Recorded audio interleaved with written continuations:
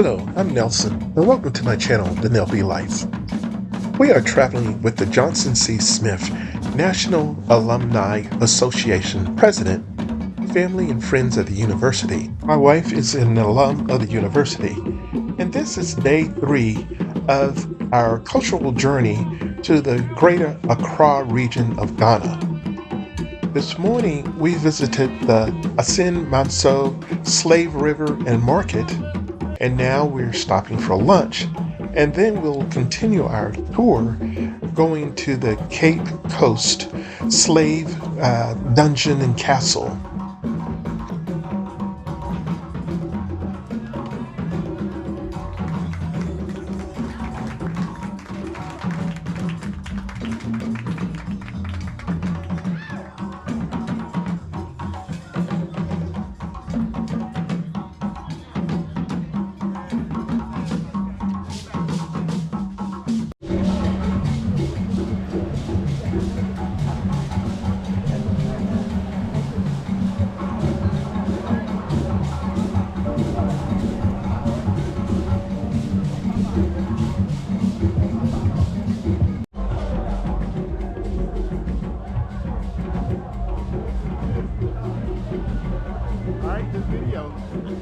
JCSU. What y'all gonna do? What's it all about? Oh. Come on now. Right. Oh.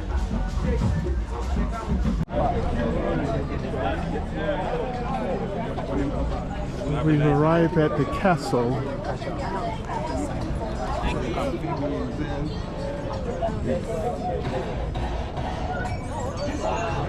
Where the slave dungeon is held.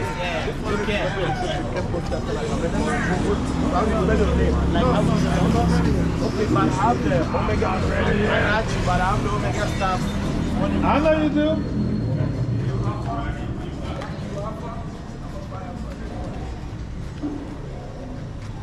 Leaders, civil rights leaders, both African American and African.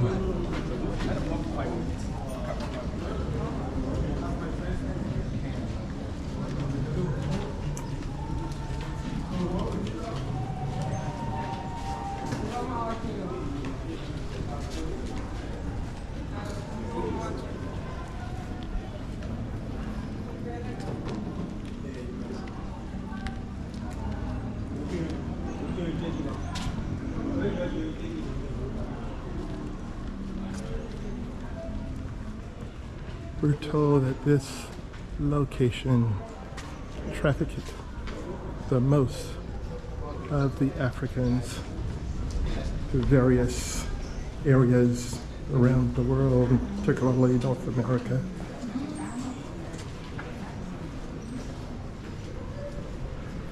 Millions have passed through this corridor.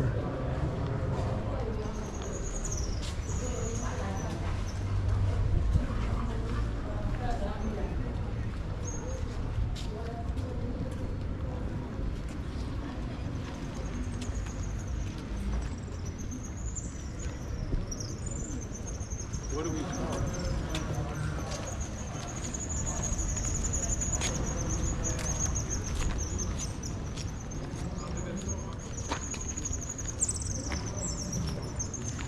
it? Where are we starting?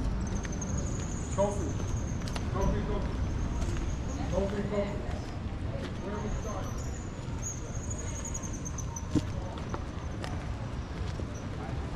I just want to tell everybody.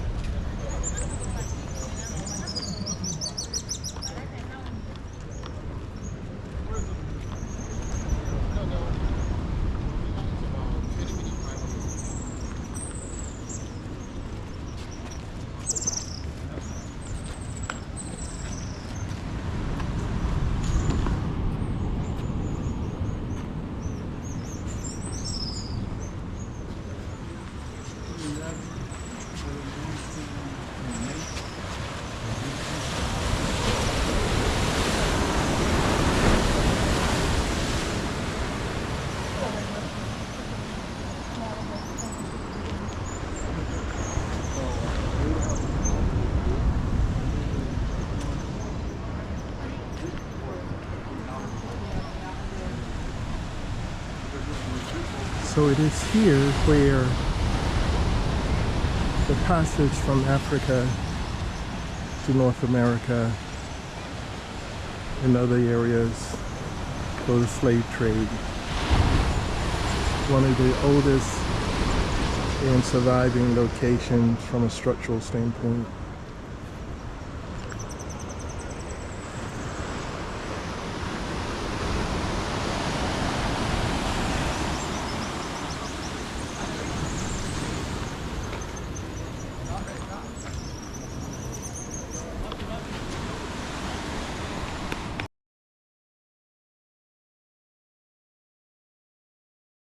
This side.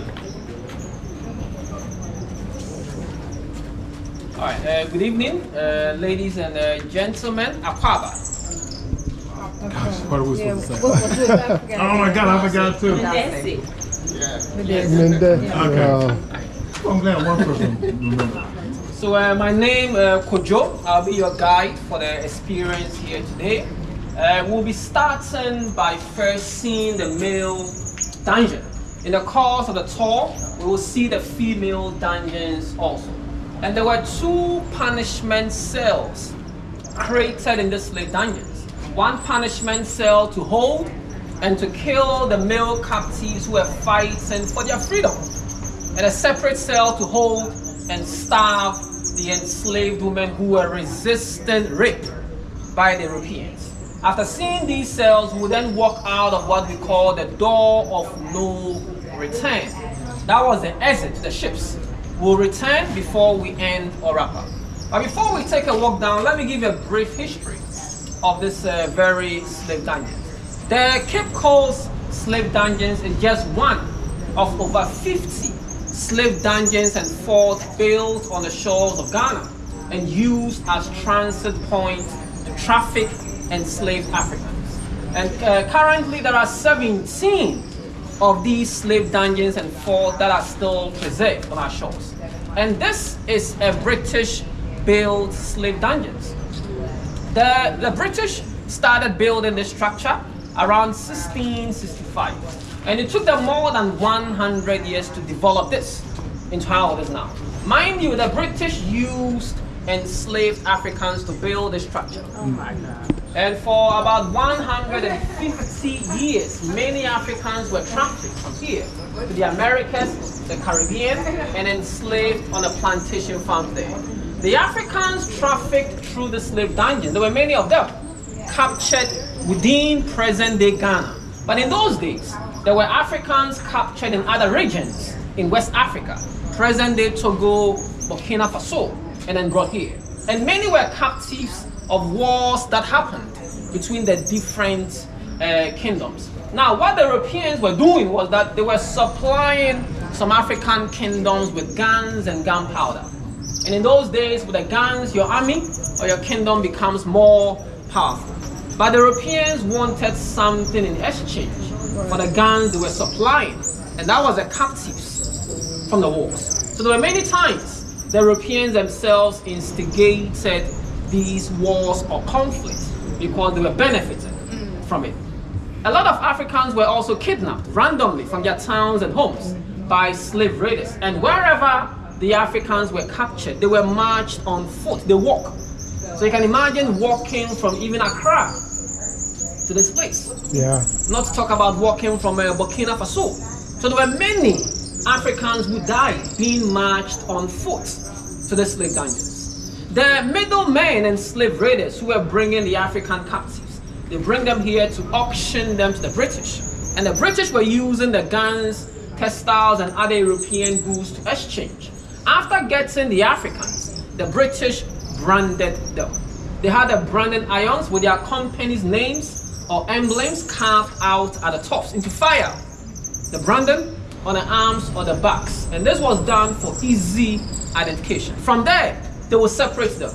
Now, this is where they were holding the men, and as many as 1,000 men were held in here.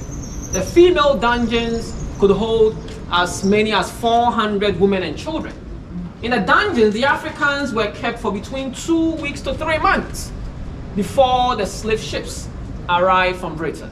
In the Americas, the British trafficked the Africans to the colonies in the US, the Caribbean to Jamaica, Barbados, and other places. And over there, the ancestors were enslaved, used as forced labor on the plantation farms. Now, one thing, the British, they were Christians. So during the slave trade, they did build a church. They had an English or Anglican church where they worshipped.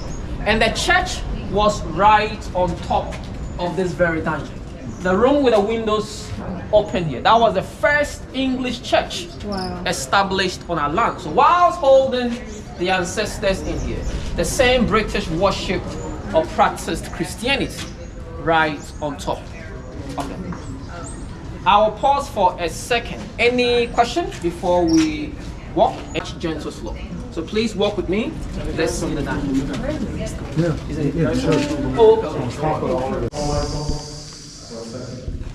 So this is how that took place. The three vents out there, that was the source of light and ventilation for the men held in the space. And the dungeon divided into 5 chambers. This is the first chamber. Out of the 1,000, as many as 200 men were held in this space. 200. Yeah, just in here. And they were chained or shackled together. Alright, so the first chamber had a gate. So the captives in that chamber, they were separate from the others. The first chamber was reserved for the captives seen as very strong and likely to influence the others to rebel or to revolt. So they were locked and separated. But for the other chambers, there were no doors or gates separating them. So they could move in between chambers if only there is enough space to walk. And if only the person the captive is shackled to is able or willing to move. Okay. Yeah. So the last chamber in the dungeon, again 200 men were held in this space, 200 men. And behind this wall, behind this, is an underground tunnel. A tunnel built by the British to connect this chamber to the sea, about 80 meters long. They were using the tunnel as a passage. During the slave trade, when the slave ships come to the beach, the men in the dungeon, they were not moved or taken out through the main entrance to the beach. The soldiers rather moved or walked the men through the underground tunnel, still shackled, all the way to the beach where they are forced into the ships before they are trafficked to the Americas and the Caribbean. Around 1833, the British closed the entrance to the tunnel. They closed it supposedly to symbolize the end of the transatlantic slave trade on our shores. When we continue out, I will show you part of the underground tunnel. The teacher was 36 years old when she was found dead in the slave line. Now the husband is right by her. The grave to the right. The name is George McLean. He became a governor of this slave dungeon in 1830. McLean stayed and worked for 17 years. He died of malaria in 1847 at the age of 46. And one to the left, one of the British Army officers, the name C.B. Whitehead. He worked here, died in 1812 at the age of 38, but no record of who or what caused his death. So the three are British, and the isolated grave, an African from this community, Kweku, but later changed to Philip. Any question about these? Yeah. So this is where the soldier will have to get down there. With a ladder, he steps down, observe the captives, and then climb up. So the access point to the observatory in the middle dungeon. Yeah. Right here. Right in front of the library. Yeah. And a children's library. The library is new. This was originally the chapel. Yeah. So we now use it as a library for school kids. So as I'm speaking, anyone in the dungeon can hear me. The same way we. So while I was in church, they clearly could hear the cries of the ancestors. Yeah. So originally a chapel, but now a library. Yeah, an active library for the kids. Yeah. And these days, the kids, they get everything on Google. They don't come as much as. We are standing on top of the dungeon, and we are at the last chamber where the shrine is. It's around here. Yeah. And in that chamber, I talked about an underground tunnel. The tunnel runs this way, goes this way. Yeah, all the way down the beach there. The entrance has been closed. We couldn't see from there. So we'll see part of it. But for now, I want us to see the male punishment cell. The men in the dungeons who fought for their freedom. They were beaten and then put in the male cell. So come with me. Let's see the male cell. All right. Yeah. So the male punishment cell. This door, it dates back to the slave trade times, more than 200 years old. So you could say it was a witness. If only you could speak. Right. If only you could speak. The male cell, I will like us to move in first, and then I will explain to you what happened when we get it. Please keep your head very low. Please keep your head very low. Yeah, there's three doors, so keep it low until you are in. So come with me. Keep your hands open. Okay. So keep your head low again. So watch your head, keep it down. And down again. So keep your head down. Watch your head, please. So down again, keep your head low. And for 2 weeks to 3 months, the British held the ancestors here. Many died. And when one died, the body thrown into the ocean. So the conditions were the same as the male dungeon, or even worse, during slavery, the female slave dungeons. Any questions?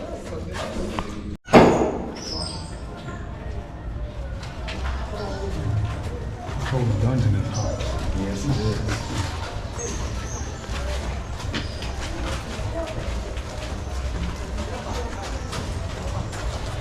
Please work your step.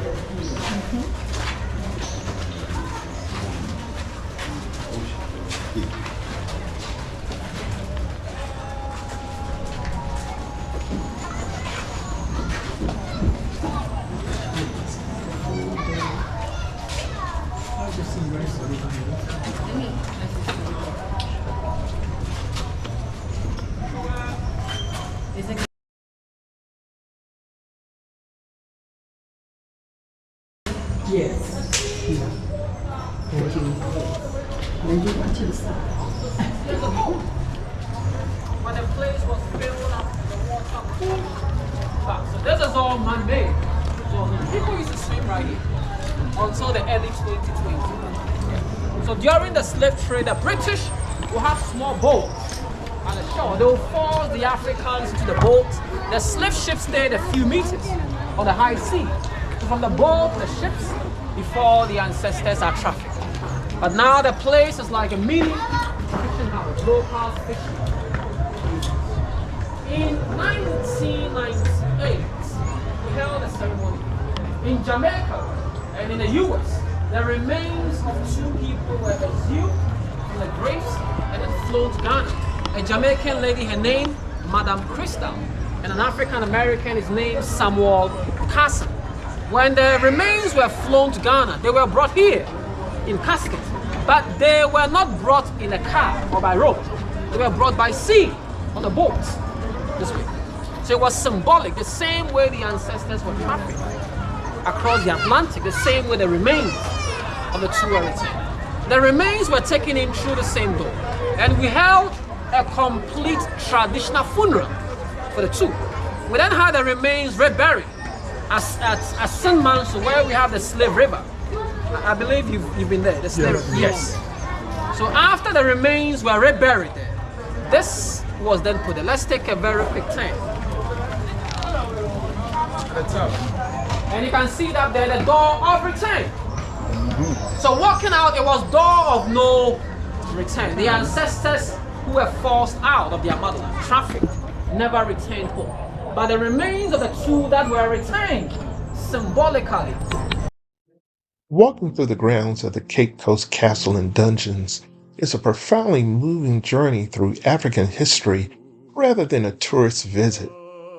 I found it to be deeply emotional and sobering experience as our guide explained what took place there during the centuries of the transatlantic slave trade. I could feel the weight of the history lingering in the dark, cramped dungeons and passageways.